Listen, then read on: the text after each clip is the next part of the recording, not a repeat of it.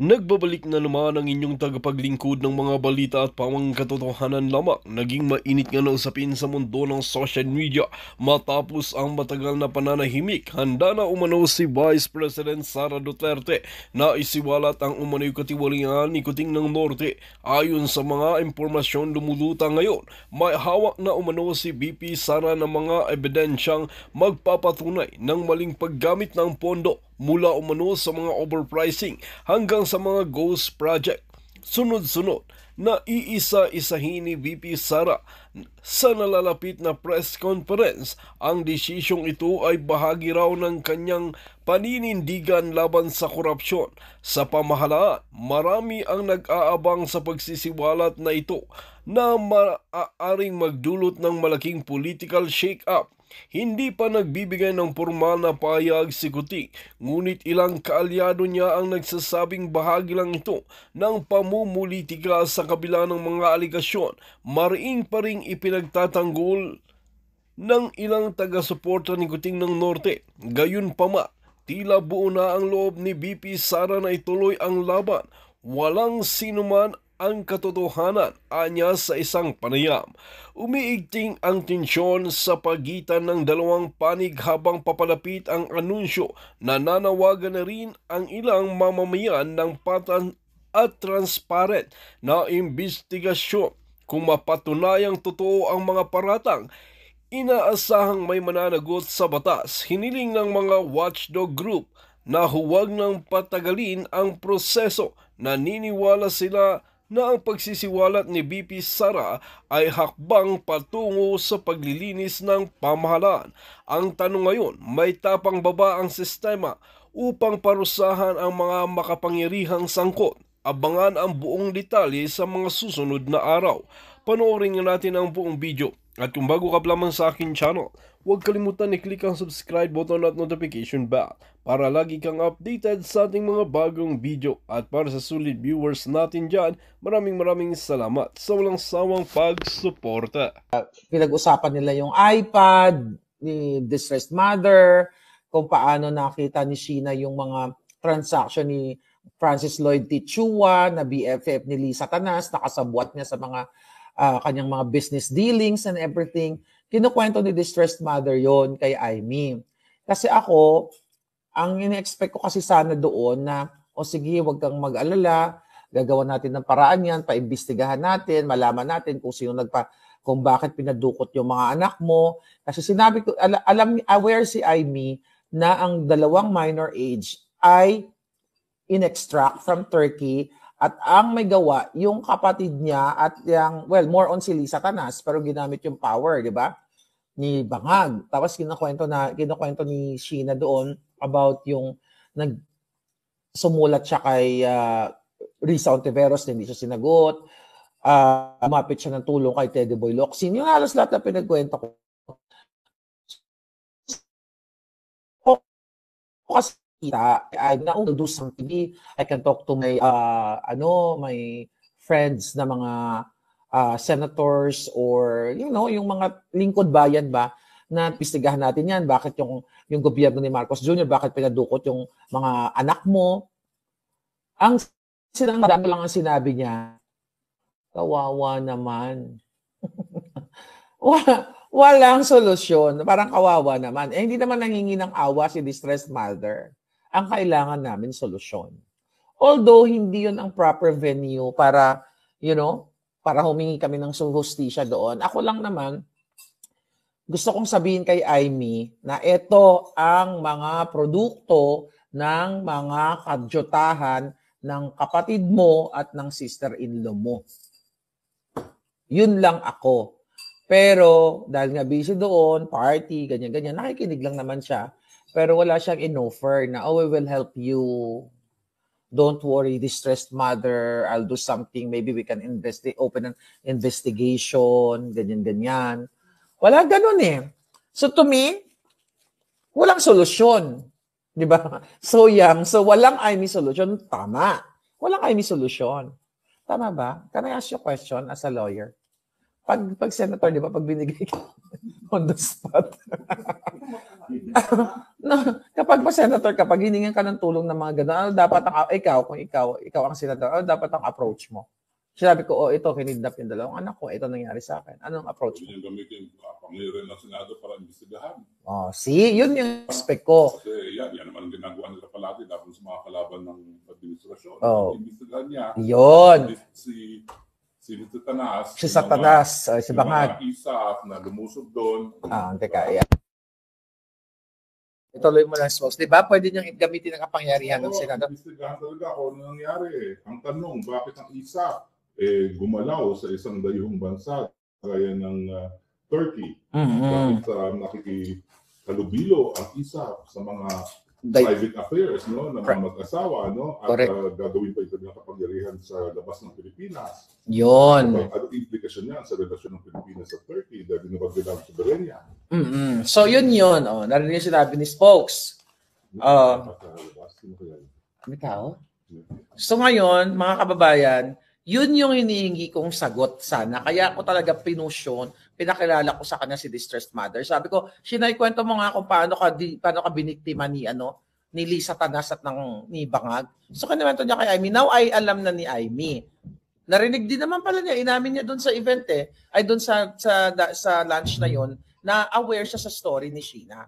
So tama sabi ni Spokes na pwedeng gamitin ni Amy yung kanyang kapangyarihan bilang senador para mag-open ng investigation at panagutin at bakit nakialam si Bangag, yung ISAP sa domestic, problem ng mag-partners. So yun yung purpose kaya ako pinakilala siya. Kasi gusto ko makinig o gusto ko marinig kay Senator Amy na kung may solusyon talaga, ang sabi niya, okay, we'll do something, we'll see kung ano magagawa ng mga kaibigan ko Senado, i-open na, i-ano natin to.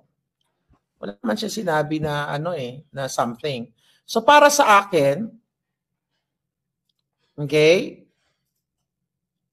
wala siyang any solution o wala man lang reassurance na I'm sorry, bakit nangyari sa'yo yan, di ba? Ang narinig ko lang, kawawa naman. Yun lang. Totoo lang naman tayo dito sa ating mga pinagsasabi. Ano pa katanungan nyo? Si Amy Marcos, sabi ni Palangga, si Amy Marcos manggagamit lang yan. May planong gagawin yan. Basta dugong Romualdez Marcos, hindi dapat magtiwala sa kanila. Sabi ni EC Mercedes. Ano sa tingin mo? Amy Budol, sabi ni Zorro. Super ingat lang si Amy kapag alam niyang sangkot ang kapatid niya. Okay, I like this comment. Still, I doubt that the sincerity of Amy, all politics. Josie G, tama ka. Yun yung nararamdaman ko. Nung sinabi ko sa kanya, nung tinanong niya ako, ba't ako galit-galit sa kanya, sabi ko, it's not personal. It's dahil sa ginawa ng mga kapatid mong Bangag. It's all politics. Hindi ko nakita, on my part, hindi ko nakita yung sincerity niya to solve kung ano man yung issue na binato mo sa kanya o hiniling mo. Kasi ako naman, nakita nyo, alas naman ng iba namang mga appointee ni Pangulong Duterte, naboboldya ko rin din naman yon. At humingi tayo ng, nagdudulog tayo ng mga problema. Pero nung hapon na yon, kahapon, wala ako nakita na matutulungan si Distressed Mother. 'Di ba?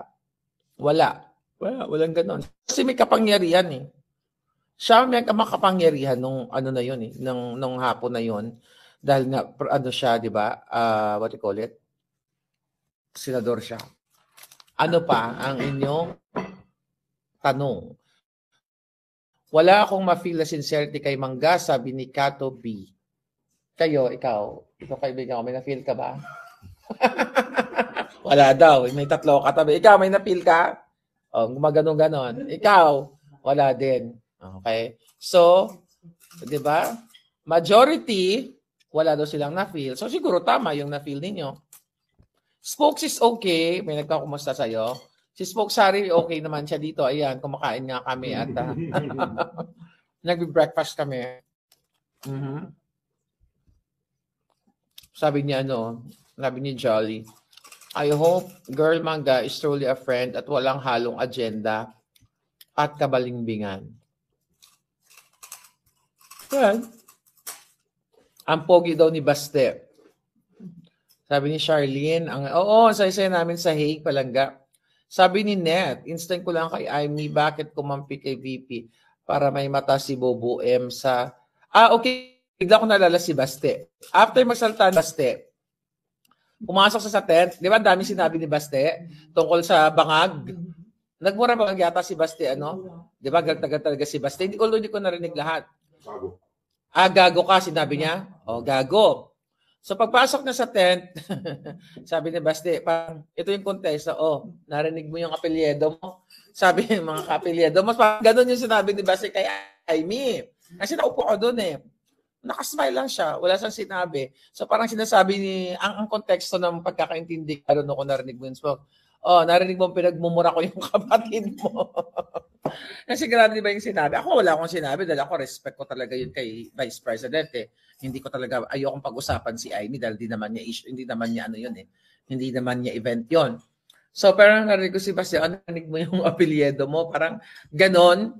Wala lang, smile lang ang lola mo. Pero grabe, no? Si Basti parang tatay niya. Straightforward siya.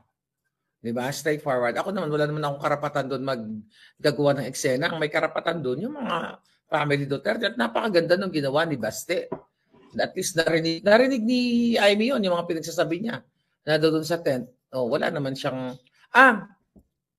Pero may binention si Amy doon na habang nasa tent kami, yung CVP daw, pag nagsalita daw kay Bangag, pinapaalis siya. Lumayo ka. Di ba na ano naman yun? Na-capture yun sa ano niya? Yung sa during the campaign? Na tapos na ako magsalita or magsasalita na ako ma'am, doon ka muna. Parang binida-bida ni Amy yun. Kaya nung pagpasok ka ni Baste, wala lang. Tawanan lang. Tawanan lang yung mga eksena. Pero napaka-praka niya. Ano sabi nito?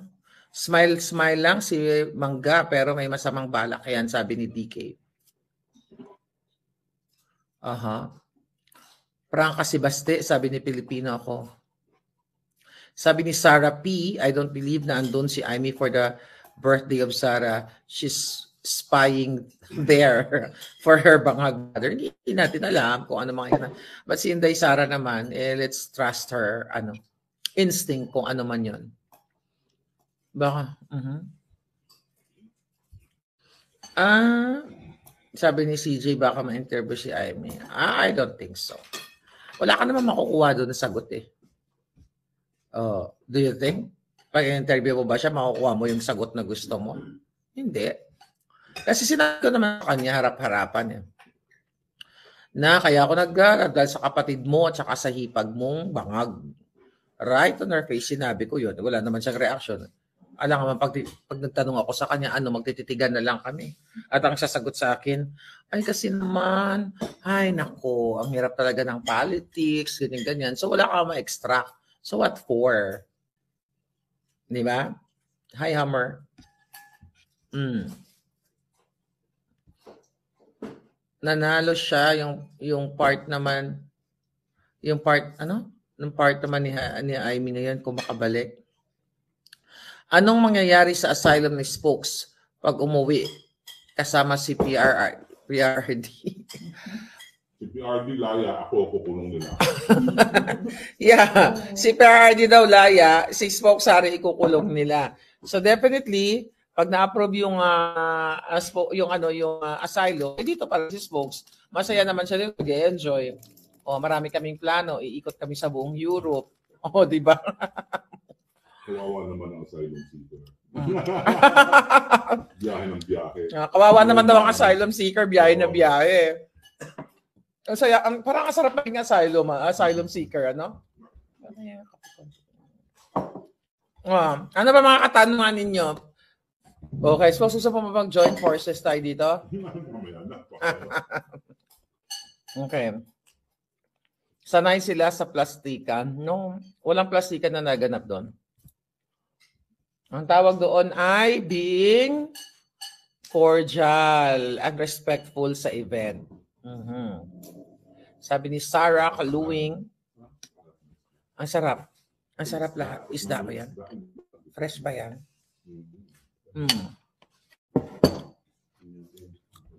Kahit nakangiti si Senator Amy pero deep inside nasasaktan siya. Siguro. Kasi in fairness naman sa kanya, sinabi ko naman sa inyo, si Amy Marcos, magaling naman yan siya mag-take care talaga ng mga supporter niya kahit papaano. Kasi nakita ko yan eh. 'Di ba? Ako based on experience lang. But sabi ko, it's not about yung dahil kay magkakalala kayo tapos maganda yung pinakita niya sa'yo ay hindi ka na magsasalita laban sa kanyang kapatid. Hindi naman ako ganun. Okay? Kaya nung nagkita kami, pinakitaan naman natin ng respeto. Hindi ka naman pwede kasi yung iba parang nag-i-expect, gusto na sapakin ko. Para naman kayong mga loko-loko. Marley ka ba naman siya? Sapakin mo. Kung sa punutan mo, hindi naman ganun. Ang tawa nga lang ako, you cannot do that. Diba? Ako ang makukulong nun. Diba? Kaloka. Ay, Digna, ikaw ba yung nagbigay? Digna, mi amor. Palangga, kinaan mo ba yung bigay? Oo, kagabi din-insert namin yun, tsaka yung pichi-pichi, may nagbigay sa akin. Digna, ikaw pala yun ha. Oo, panalo yung ano mo, yung iyong bilo-bilo. Thank you. Commander Aguila ha, magtutuos tayo, ayan, dahil sa kanya. You know? Si Nelson Suwal, thank you sa talagang tumulong sa pag-dispose ng mga books. Pagpayong kay Attorney Vic, dahil sobrang init, pero ang saya-saya namin. Sabi ni Alfonso, Miss Marlica, may chance pa ba na makauwi si PRD? Of course, meron naman tayong, sabi ko nga, dapat lagi tayong may pag-asa. Kasi ginagawa naman ng mga lawyers at ng family yung kanilang apart para, you know, mabigyan ng hustisya ang ating Pangulong Duterte. Yan lang. Okay, ano pa yung question? Okay. Ano yung tanong kanina? Tungkol sa kay Amy, kung nakita na ba niya si PRRD? Hindi. Hindi siya makapasok dun eh. Wala pwedeng makapasok sa amin kahit BFF pa ni PRRD. Ang pwede lang talaga makapasok, lawyers and family. Pamilya. Tinanong ko si Miss Elizabeth kahapon, oo, nakapasok siya. Tinanong ko si Kuya Bong Duterte, ayun, nakapasok. Oh, di ba nakapasok naman talaga siya even before. So nagkita din kami.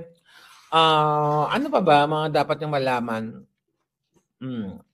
Miss Marlica, may books bang dala si Attorney Vic? Sabi ni Michelle. Oo, palangga. Actually, sa 200 plus namin books, meron pa natirang 8 na hardbound.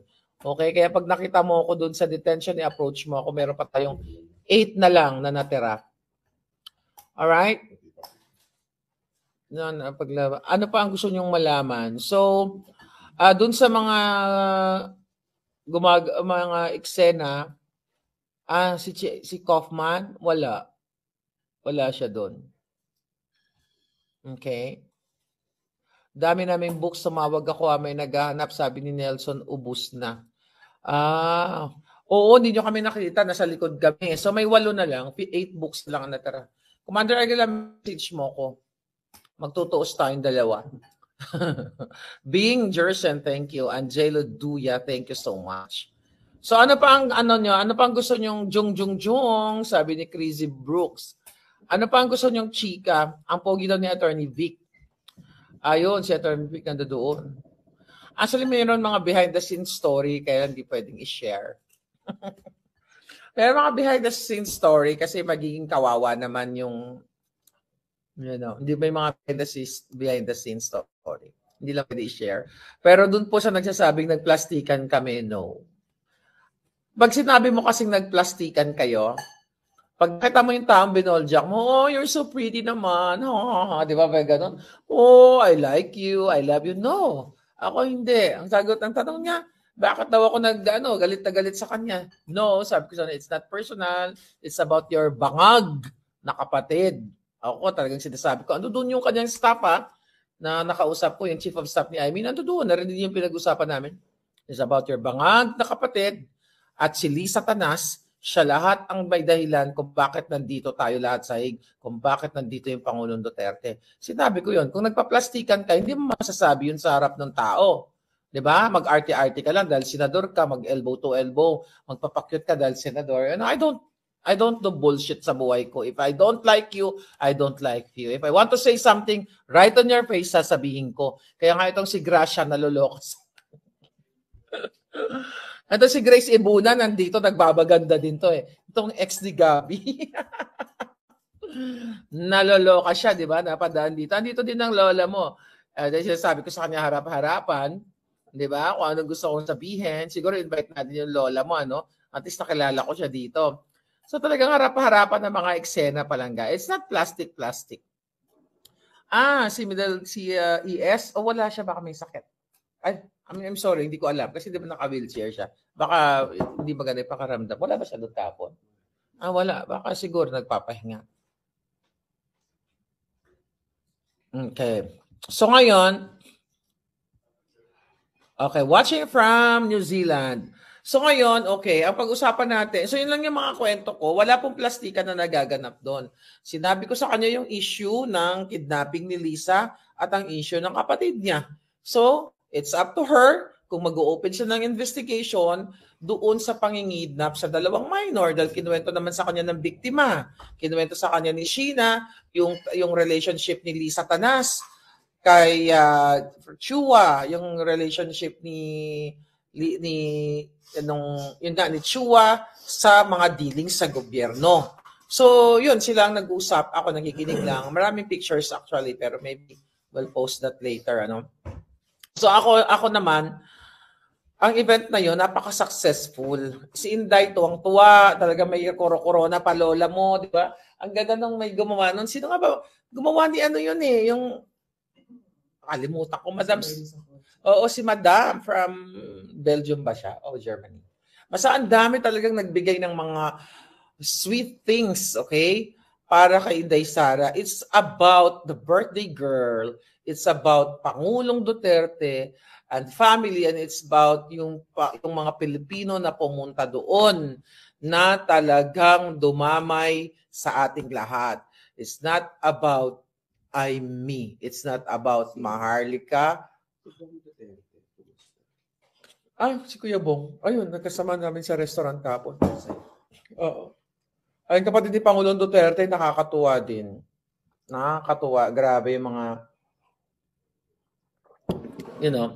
tinanong ko siya about kung sa CPRT. Okay naman, very positive yung positive yung chika.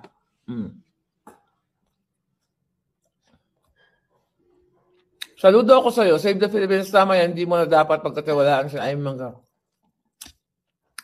Wala makita ng sincerity talaga. For sure, may nagmamonitor kasi nakakarating sa kanya yung mga sinasabi ko. Mapakita muna siya ng, magkapagkita siya ng galing niya, lakas niya. Tignan natin yung mga susunod na mga Senate hearings. Ano daw? Ano to? May nag-comment. Ano yung tungkol kay Atty. Glenn Chong?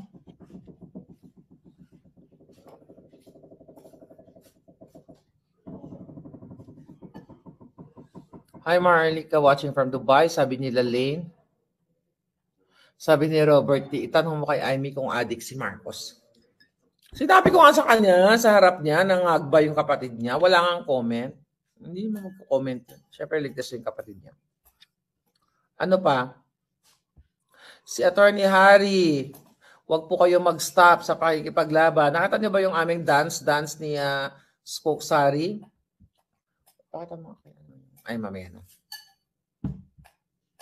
Angel Gibril, ayaw pa upuin ng COMELEC ang party list na nagsampa ng impeachment kay Bangag. Ayun na nga.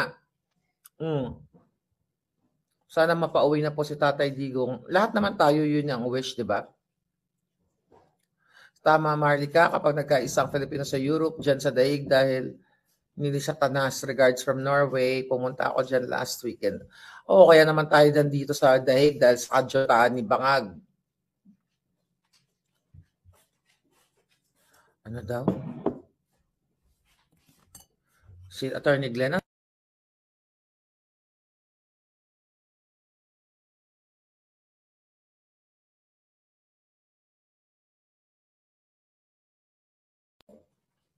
nagreklamo yung COMELEC. Di ba matagal naman na sila nagreklamo? Nagreklamo na take down yung post niya. Matagal naman nagreklamo yung Comelec, pati yung Facebook ko, di ba? Nagreklamo, ayaw nila i-play. Okay. Isa pa yun. Oh, yan si Amy. Tignan mo ha. Kasi nakikinig naman siya dito. Alam naman pala yung pinagsasabi natin. Siya ay committee na, ay chairman ng electoral reforms. Tignan ko si Attorney Glenn. Natin. Wala naman ako nakitang post niya.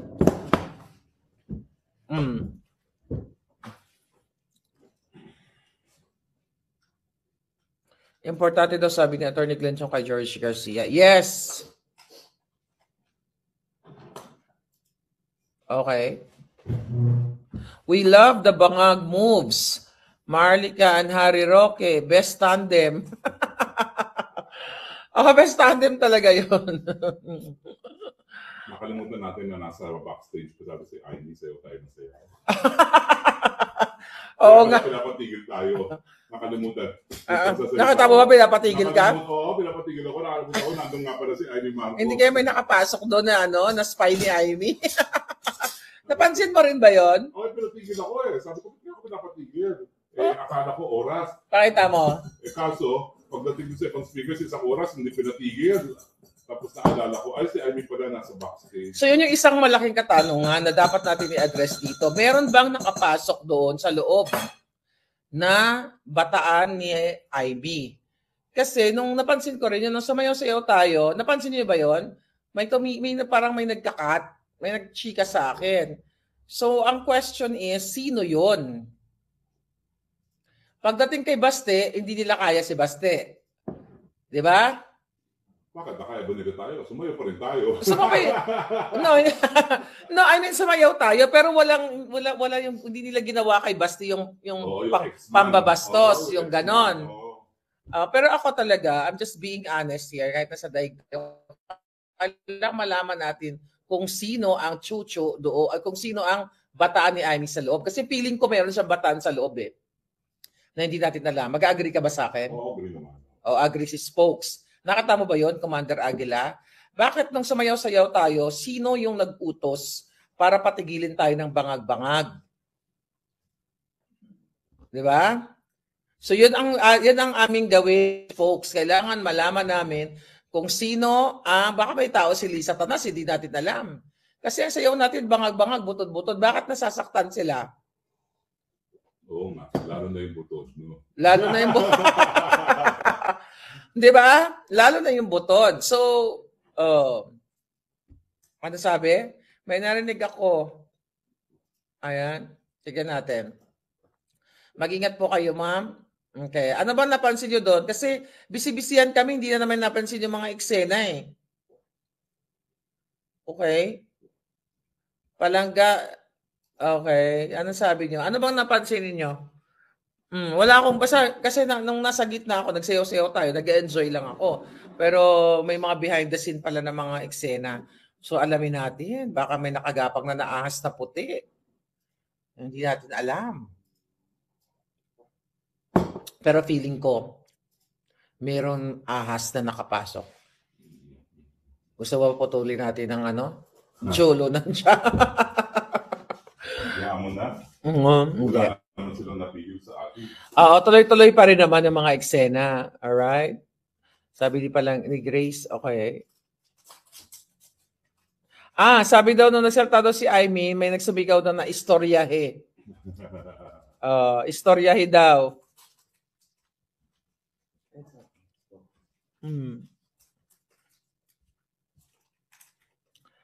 Sige. Kukontakin ko si Attorney Glenn. Sige. So, yun lang po. Ano po, may mga katanungan pa kayo. So, from yung mga susunod natin na vlog, it's about PRRD, it's about Inday, pero yes, mayroon talaga mga eksenang, may mga eksena na mga dapat nating pagtuunan ng pansin para sa ating bayan. Pero, ang importante, aware tayo. Sabi ni Commander, dahil sa'yo palangga, wala ako sa harapan ng event dahil sa pagmamahal ko sa'yo. Thank you, darling. I love you too, Commander Aguila.